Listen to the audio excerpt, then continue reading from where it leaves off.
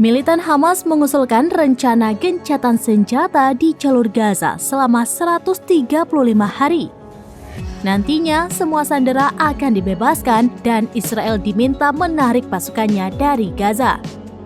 Menurut rancangan dokumen yang dilihat Reuters, usulan Hamas membagi gencatan senjata dalam 3 fase, masing-masing akan berlangsung selama 45 hari.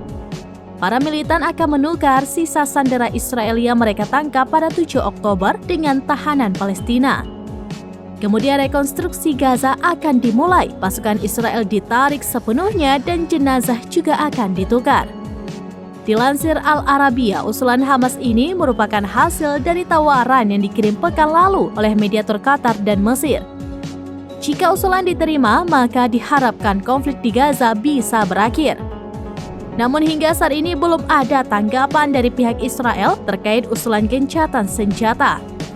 Tepat hari ini pada Rabu 7 Februari 2024, perang di Gaza telah berlangsung selama 4 bulan. Total kematian warga sipil akibat serangan Israel mencapai 27.585 jiwa.